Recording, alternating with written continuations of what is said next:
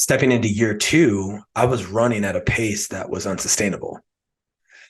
And I think what happened was I ended up having a heart attack due to stress at 34 years old.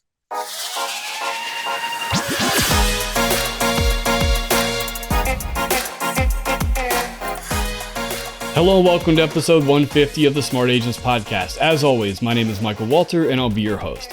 In today's episode, we are joined by Denver-based real estate professional and coach Sergio Nazzaro. After ending his military career, Sergio eventually found his way into real estate and earned Rookie of the Year status with 31 transactions. But as he was achieving such great business success, other aspects of his life were falling apart, culminating in a heart attack at the age of 34. That wake-up call caused Sergio to really take stock of what he wanted in life and set boundaries. Throughout our conversations, you'll hear all about how Sergio gained such great real estate success, how setting those boundaries impacted his business, and his tips for agents struggling in the current market. But before we get on to today's featured interview, make sure to subscribe to the Smart Agents Podcast. You can find the show on all major podcasting platforms such as Apple Podcasts, Google Podcasts, Spotify, and now Amazon Music. Also, if you or someone else on your team has an incredible story or real estate tips to share with our community, send us a message at feedback@smartagents.com. We're always on the lookout for new stories to share. All right, let's get on to today's featured interview with Sergio Nazzaro. If you're interested in hearing more, I've included links to his social media platforms and his newsletter, Become the Standard. Really, the way I like to start everything out is if you could just introduce yourself to us a little bit, who you are and where you're at in the country. Yeah, my name is Sergio Nazzaro. I'm out here in Denver, Colorado, and I am an entrepreneur, both as a real estate agent, and then I've just recently started my own coaching company after watching people go through the different struggles of trying to be an entrepreneur. And so I'm in a great season of life right now, and I'm in a great time out here in Denver because it is nice in the summertime. Yeah, no kidding. I just had one of my cousins just moved out to Denver from Orlando, and she's absolutely loving it already. Trying to check out as many of the different hikes and all that kind of stuff that she can. Yeah, nice. Yeah. So tell me a little bit about your entry into real estate and a little bit about your backstory, because it's very interesting. Yeah, listen, I had no intent of getting into real estate. And the only reason I got in was I had separated from the military and I was going back to get my MBA, and the military was paying for it. And so part of that is that they give you a housing allowance to pay for your rent wherever you're living. But if you're not enrolled in a class, they won't give you any money. So my roommate at the time convinced me to go get my real estate license because I had a 3-week break between my summer and my fall semester. I was like, well, I need the money, so I might as well just go get this license. And I got it. And in the first 6 months, I bought my first home, and then I helped my parents buy a home. And I was like, cool, this is easy. And then nothing happened for a very long time. I actually went and got a whole other career before I got into real estate. And then one day I was just like, I'm tired of just answering to somebody. I want to go out on my own, not realizing that you're going to be answering to way more people once you get into real estate. But I made the decision after some heavy contemplation, and I ended up getting into real estate. And for the first 7 months, I didn't sell anything, not a single home. I mean, I was at the point where I was updating my resume, updating my LinkedIn, being like, oh shit, did I make the right decision? And at the time I got a coach. And from that point forward, this real estate career has been on a one-way path to the moon. And I've just been, I think after 7 months of not selling a home, I got 2 homes under contract in one weekend, 3 the next, and then 5 2 weeks later. And I was like, oh, I can do this. And so ever since then, it's kind of been, a nice little career. Yeah, absolutely. It's always so interesting, talking with people that those, that first 6 months to a year, not having, nothing coming in, and you're right on the brink of bailing. And then once the floodgate opens, it seems like it really kicks off. What was it that kept you in it long enough to start seeing the success? I think there's this commitment to myself that I wasn't going to quit. And so there was this story of when I lived down in Texas, I was trying to play high school, or I was not even high school football. It was football in 5th grade. And I had come to the party a little bit late, and I'm not the biggest guy. And so I started playing football against these guys who had played football for so long. And I ended up being like, this sucks. I'm going to quit. And I quit. And for whatever reason, that to this day was one of those things where I was like, I can't believe I just didn't see it out. And so I got to the point where I made a promise to myself that I was like, all right, I'm going to give this 2 years. And if after 2 years it doesn't work, then I'll make an adjustment. Now, it doesn't mean I wasn't thinking about quitting, but it was kind of what I had promised myself of what I was going to do. Yeah. How, with your military background, how much did that help with the discipline of making sure that you're doing everything every day to set yourself up for success, for lead generation, all those types of things? Yeah, I think that's a great skill set that I've kind of carried over from the military. Is the ability to do the work when nobody else is watching, to do the work in the darkness simply to earn the opportunity to be in the light. And, a lot of times when I was at the Air Force Academy or when I was at the military, we had to do things that obviously we didn't always want to do, but we knew there was a reason behind what we were doing, down to the smallest detail. And so I would always reflect back on being like, okay, listen, if I can simply just control what I can control and not outwork everybody, because I don't know that that's what I was doing, but simply be more consistent than my counterparts, it's inevitable that I will be successful. And so I just convinced myself that if I go all in on this and I have no other options, and I think at the time I was like, there's that phrase, burn the boats. I was like, if I just burn the boats, like what happens? What if I don't have a plan B? And it was in that I really started to step into my own and things started to take off, because it was this really beautiful kind of relationship between this consistency and this patience, and they came together and then it just took off. Right. What were you doing to, get yourself in front of clients and you really start building up that, that sphere and the lead generation that you were doing? Yeah, well, I thought that when you got into real estate, you had to call for sale by owners and expireds. And I was doing that for so long. And I was like, bro, if I keep doing this shit, I'm going to be out of this industry in less than 6 months. And so I finally found a coach and he showed me that there's multiple ways to do this. And the one that kind of hit me was like, just talk to the people that you know. And so I started to lean in on some of the stuff that I had done post-military, right? I was a personal trainer for a while. I helped start a CrossFit gym here in Colorado. And in that community of people, I knew a ton of people. So in my mind, I was like, well, I already have the relationships. I just have to bring some awareness to them that I'm doing this new career. I'm excited about it. I'm going to bring the same level of intensity and consistency that I brought in my coaching to coaching them to find a home. And once I was able to make that connection, then I was like, well, shit, I know a lot of people, which means I can make a lot of phone calls. So I stopped calling for sell by owners and expireds. And I simply just went through my phone and I started at A and went through Z every single month. And I would call people just to check in, see if they knew anybody that was looking to buy, sell, or invest in real estate that I could earn their business. And by month 5, people were like, Sergio, I promise you, if we know somebody, we will send them to you. And then month 7 is when they started sending them my way. Yeah, absolutely. So you got involved with the coach prior to finding the success, and that coaching is what really kind of steered you towards reaching out to your sphere that you had personal connections with? Yeah, I mean, so I went to my 10-year reunion for the Air Force Academy, and one of my buddies, Jacoby, he was in real estate, and we started talking, and he could hear like the desperation and uncomfort in my voice. He's like, "Dude, I'm going to this event in 3 weeks. You should come." I was like, "Okay." So I went to the event with Kevin Ward. He's a great coach. And after that event, when I was like, okay, these things make sense. I can do it this way. Like the type of business this man is talking about building hits me right in the chest. I was like, and that started to allow me to really refine how I approach this business. And I've never called a first sale by owner expired since. Yeah.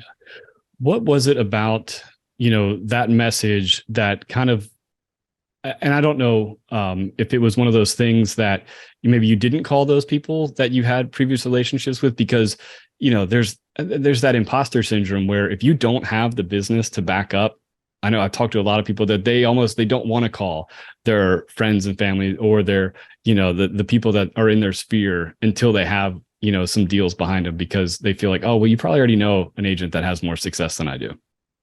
Yeah. I mean, listen, one of the things that somebody told me when I was quitting my job to go at this full time, he goes, good luck. The industry's already oversaturated. All you're going to be doing is baking cookies. And I was like, fuck you, dude. It was the first time I've almost been in a fight as an adult. I've never been in a fight. And I was like, okay. And then Kevin, I told that to Kevin and he goes, listen, in every industry, there's always room for the greatest. And I was like, okay. So there's this idea, it's like, if I want to be great at this, I have to figure out a way to talk to my friends. And even though I don't have any business behind me, what are the things that I can say that will help them see that I'm the path to getting what they want? And so there's two things that kind of came to mind. One was that I knew them and I cared about them. And simply having that relationship, like the first deal that I got, I had to convince my best friend, I'm the godfather to his daughter, to let me help him buy a home. And he wanted to go with somebody else. And I just looked at him and I go, do you think they care about you as much as I do? And he was like, no. And I go, well, then what makes you think that they're going to take care of you more than I'm going to take care of you? He's like, they're not. I was like, then just give me a chance. And he said, okay. So it was that ability for me to connect the dots for them to see like, hey, he actually cares. And I know that he is consistent and disciplined in what he does. And then bridging that connection so that they could see, okay, Sergio's the right guy. The other part about that is I had to use something I like to call the collective we. So I don't have any experience, but the team I'm on, well, we sell every single home and we help first-time home buyers get into their home faster, right? With less stress. So being a part of an organization, even if you're not on a team, if you're an individual agent, but you're in an office that has a bunch of individual agents that are high producers, use that collective we to support you as you're trying to move, because it's a true statement and it allows you to have some credibility when you don't feel like you have credibility yourself. Yeah, absolutely. So once you started getting those, the 7 months in, you started getting those deals. How, how did things kind of change for you after that as, things started to progress and that you did start to, get additional referrals from the people that you had been, selling homes for, but, your friend that you helped buy their home? It's funny. The universe only gives you what you can handle. And so in my first year, I had 31 transactions. I won Rookie of the Year in my first year, which was amazing. Stepping into year two, I was running at a pace that was unsustainable. And I think what happened was I ended up having a heart attack due to stress at 34 years old. And there's always going to be externals that are going to fuck with your head in this game.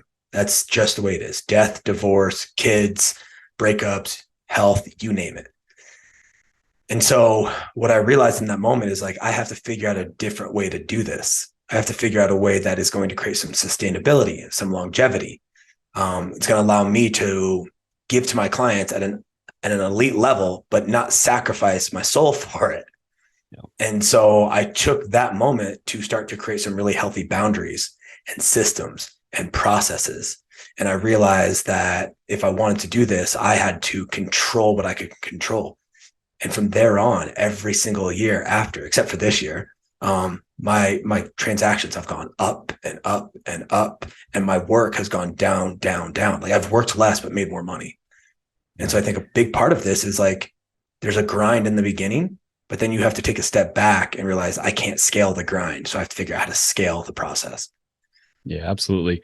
I mean, obviously, having a heart attack, that is a massive, like life wake up type, like you've got to change things. But I think, for a lot of people that, maybe it doesn't get to that point, but your family life might suffer and, things around you are suffering. How important is it to like really wake up and take stock of, everything that's going on around you and not just be solely focused on the business success? Yeah. I mean, so about 4 months after that heart attack, my wife and I called off our wedding. Right. So I had my health issues, but then I also have relationship issues. And I had to sit with that, and these are two extreme cases. I get that, but it could be that you're just fighting with your spouse or your kids are like, Mom, Dad, you're always on the phone. And that hits you right in the gut, in the heart. I think that at some point you have to take inventory and figure out, well, what do you want in this life? Because money will solve a lot of your problems, but it won't buy happiness. And without the people that matter the most, is this even worth it? And so I had to take a step back. And I would encourage almost every agent, no matter where you're at in the game, to do this regularly, whether that's annually or twice a year, and ask yourself, like, what do you want? What do you want in your health? What do you want in your spiritual arena? What do you want with your connection with your kids and your wife? And then how do you have a business to support that? Not the other way around. I think you have to take inventory. And the hardest part is you have to stop lying to yourself about like what's working and what's not. Yeah. Yeah. I think that's really important, when you are, almost setting your goals for the year is almost looking back at the previous year and like, what did you sacrifice to get to where you're at and see like, where's kind of the middle ground with things. Mm-hmm. Yeah. Yeah. And it's getting really clear on what it is that you want. When you start to ask people like, if I was like, Michael, what do you want? Most people will tell you what they don't want. Well, I don't want to get divorced. I don't want to work as much. Yeah, I got that. But what do you want? Let's focus on that part. And a lot of times when we don't know what we want, we won't do the work that is required to get what we want because we don't have clarity on that part. So there is not just like this middle ground. There's this foundation you have to build upon that if you don't understand what you want, then whatever you're going after may not be what you actually want. And I've done that too. And that's blown my life up as well. And so I think it starts there with that foundational question. Yeah. So as you're, kind of you're asking yourself these questions, what are some of the, and I don't know if they're like exercises or things that you did to really kind of hone in on what is it that you truly want? Because I think, if it's somebody that's maybe in my brokerage that's asking me like, what do you want? Well, I might answer in more of a, I want to be, the top producer, whereas if it's my wife or my kids, I want to be able to spend more time with them. And those are two competing, people asking you these questions. So how do you kind of take in all that information to be able to, build out your roadmap? I think you have to figure out what your values are. Yeah. You have to go through some type of value exercise to figure out like, well, what are your values? Are they family, work, and something else? And you're saying that your family is the most important thing, but work is actually the most important thing in this season of life. So I think there's this part of like, as you're kind of going through that, one, you have to figure out whatever your values are. And then two, you have to sit with yourself. Like what I found worked for me is two really big things: creating silence and space for me to connect with myself and just listen. And I've done that a lot through meditation or running without headphones or being in nature. That works for me. All of those work for me. And then whatever comes from that, you have to figure out how to document that in some form or fashion. I like to put that down on paper and go through a series of questions to understand, well, this is what I want. What is the story that I'm telling myself? Is this story going to help perpetuate this forward, or is it actually constricting and not allowing me to get there? Do I need to rewrite the story?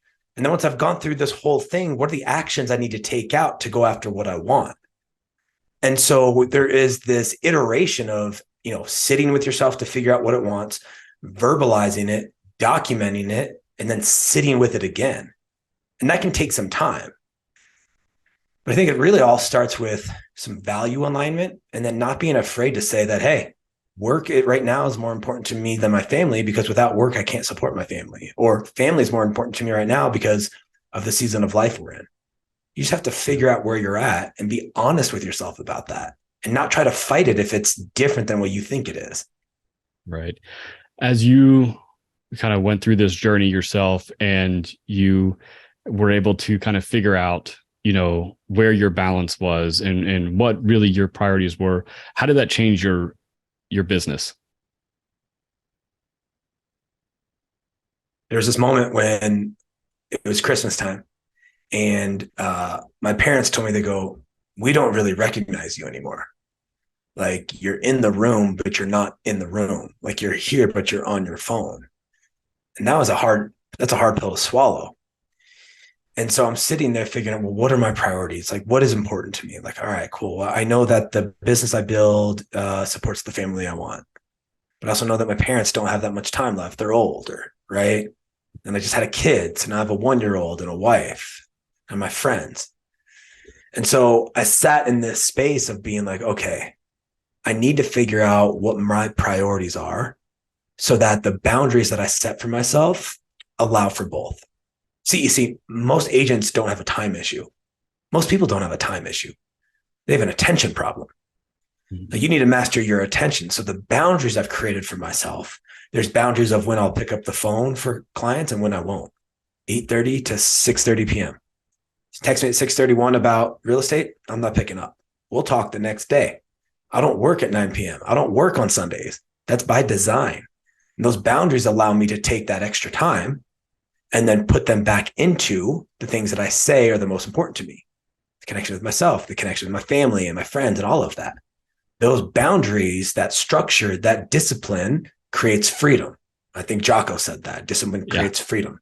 Mm-hmm. It's because you have this container that you've built that allows for growth and expansion. But within that container, you're mastering your attention to get the work done efficiently so you can free up time to either invest in your family or invest back into your business.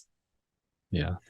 When you are, first meeting with clients and, kind of going over, your process and just how things work, how important is it to be able to set those boundaries right out of the gate so they know that they, if they do text you at 8:00 at night, that they should not be expecting a reply right away? I think the only reason clients get upset about that is when the expectations and the boundaries aren't set up front.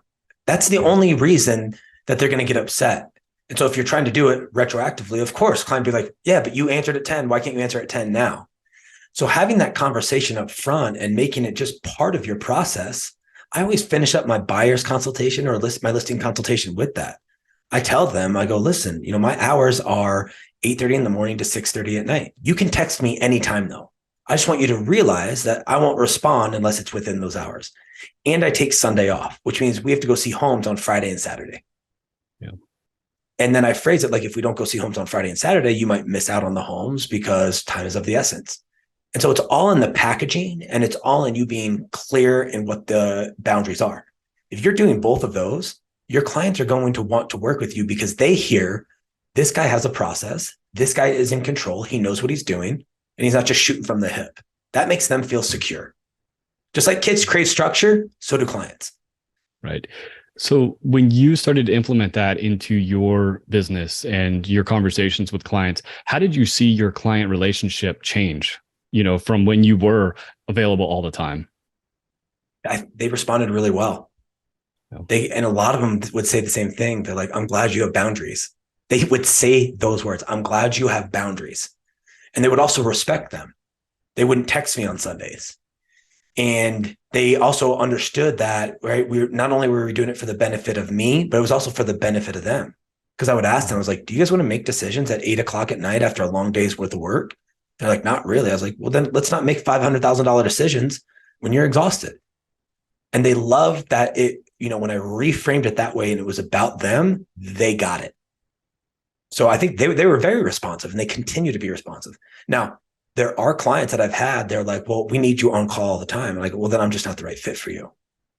Because I know what is that going to do? If I'm constantly on call with them, it's going to impact my other parts of my business. I'm going to have resentment in my business. That's going to carry into my home life. My wife and I are going to get into a fight, which that's going to come back into my business life. And now it's this vicious cycle of, well, how do we get into this shithole? Yeah.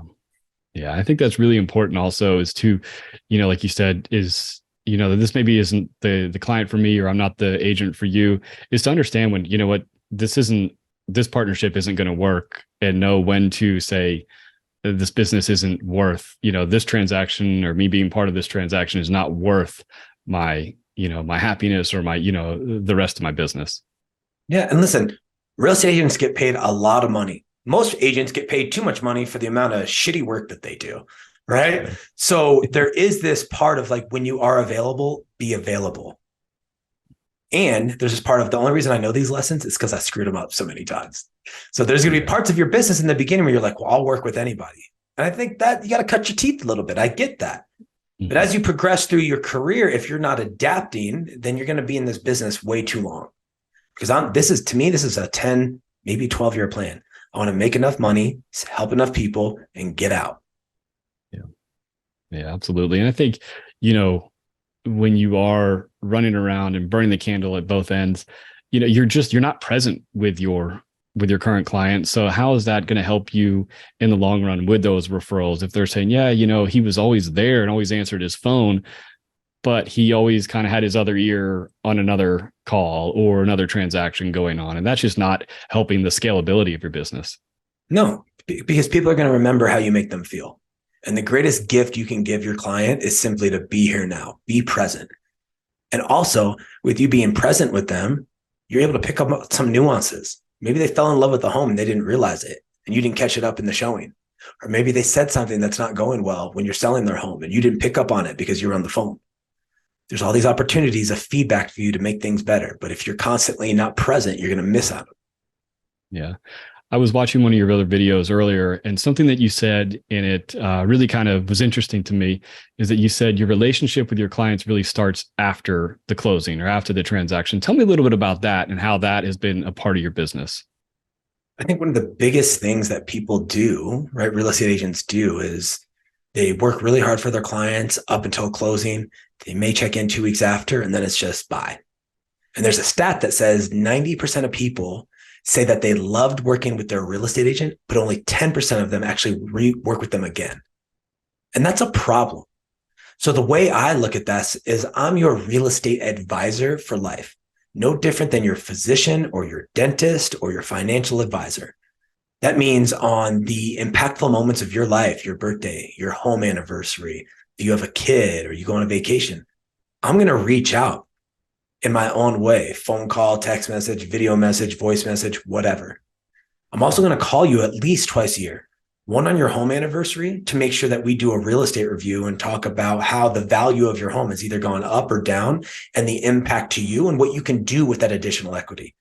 I'm also going to call you at 6 months because I just sent you cookies. I want to see if you like those cookies, right? And so like I'm constantly marketing to them. And I'm always talking to them. And then I have my whole fall cycle that I do to make sure that when the New Year's rolls around and people are starting to think about homes, I'm at the top of all my clients' minds. And part of this is business. And they know that I'm trying to get business. There's other parts of this that is simply just about them. And they know it's just about them. And so there's no shame in having this balance between both. And so when my clients, when we close on that home, take a vested interest in their life by following them on social media and watching the next chapters of their life play out. That's one of the most powerful parts about social media. So you can get a lot of information, and now you can create impactful moments simply by being aware.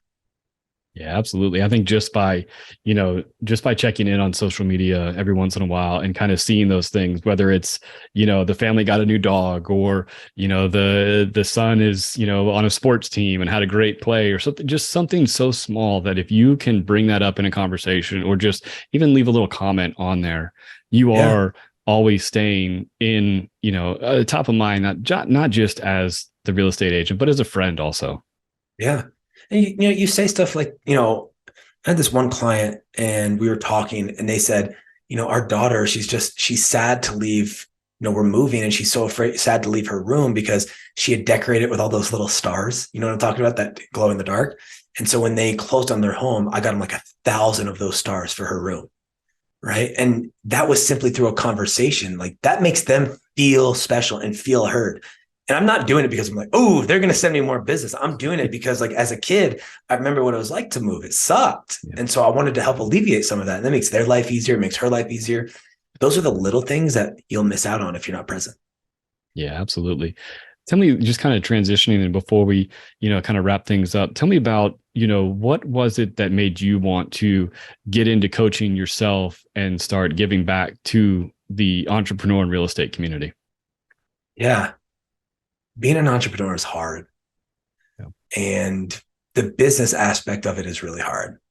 Getting everything up and running, learning how to become the CEO of your business. It takes time, effort, dedication, stress, pain, sweat, tears, all the other cliche words that I could throw in there. We'll just throw those in there as well. What I've started to realize is that business is really hard when the other domains of your life are going to shit, when you're not taking care of your health and fitness, when your connection with yourself and your creator is not there, or when you're struggling with your significant other or your kids. When you have the stressors of those three domains, trying to be a good entrepreneur is damn near impossible. Yeah. You can do it, but you're going to sacrifice all of the things that is going to allow you to climb that mountain. And when you get to the top, not be alone. Yeah. And so what I found is real estate agents are failing, not because they don't have the right tools. It's because the 6 inches of real estate between their ears, they can't get that shit together. And so I've had my struggles. I've gone through my moments of PTSD and my moments of being lost and my moments of finding myself and my moments of wanting to quit. And I have a responsibility at this point that if I don't take all those lessons that I've experienced and simply give back to a community of people that are struggling, especially in this market, then I'm doing it all a disservice, and it happened for no reason. Yeah. And so I feel a distinct calling to simply go back to the people of where I was at 5 to 7 years ago, grab their hand and not push them to greatness, but pull it out of them. And so that's why I started to become the standard. Awesome. Tell me, you just mentioned they're struggling in this specific market. Tell me, what kind of advice would you have for the agents that maybe got into the industry, in that kind of post-COVID years when like everything was exploding and they're like, oh, there's so much money in this. And then things slowed down. And now all of a sudden you do have to really work for your clients. You really do have to put a lot of, put the marketing back into the listings, and they're struggling. And I don't know the stats are outrageous in some markets where 20% of agents are, falling out of the industry. What advice do you have for people that really are struggling, but to, keep kind of pushing through? So I hear all of these agents that are falling out, and all I hear is opportunity. So my business is down 45% year over year. That's a lot, right? That is a lot. And it's not that I'm not working. It's not that I'm not putting the time and effort in, but the amount of work that I'm putting in that I used to put in is not going to cut it. So I'm in this unique spot right now where I'm trying to figure out, okay, where do I need to ramp up and go? The advice that I would give to agents is you need to be consistent in the work that you do and be patient. You need to figure out how to make yourself the absolute best, because at some point, this market is going to turn around. In most places, inventory is still absurdly low, which means the only factor that's stopping people from buying is one thing: interest rates. And they're not going to stay there forever. And also, it doesn't mean that people don't need to buy right now. If somebody's getting a divorce, or if they just had a kid, or they got a job somewhere else, there are still transactions. So instead of focusing on all of the people, focus on the people that are going through some type of transition, some type of pain point, and make them your focus. And then it's really just the consistent work, prospecting regularly, probably doing it more now than ever, social appointments, getting in front of people, being proactive about reaching out back to your clients and maybe doing market analysis on their home to show them, hey, I know the new headlines say this, but I just want you to realize you have a great investment. Give them some security. Make them feel good about the investment they made. Like, step out, reach out to them when you know there's nothing on the line for you right now. And then it's about doing this type of marketing where you're building your brand. So the internet, you have Instagram, TikTok, YouTube, Facebook, all of it. Who do you want to be? Because in 12 months from now, there's a version of you that is either going to be a successful agent, or it's just going to be another statistic of an agent who got out of the business. But if you can start to build your brand of why you are the expert, of the work that you're doing, of the value you're providing your clients, when the market does turn, hold on tight, because you're going to have a shit ton of people giving you a phone call. And so now, right now, it's just, can you endure? Can you outlast everybody else? Yeah, absolutely. I really do appreciate you taking the time to talk with us today. I mean, obviously, just with your experience and your message, I feel like we could talk for hours, but where can people find your podcast and where to hear more of, all of your great advice and tips?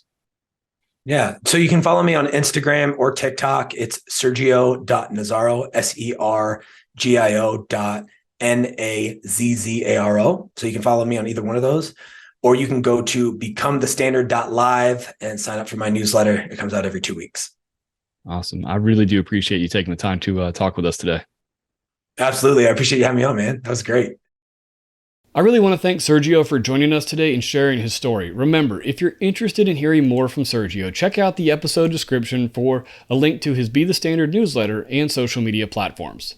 So once again, if you think you or someone else on your team has an incredible story or real estate tips to share with our community, send us a message at feedback@smartagents.com. Well, that wraps things up for this episode, but remember, follow the show wherever you listen to podcasts and make sure to subscribe to the Smart Agents YouTube channel. Again, I'm Michael Walter, and we'll see you on the next episode.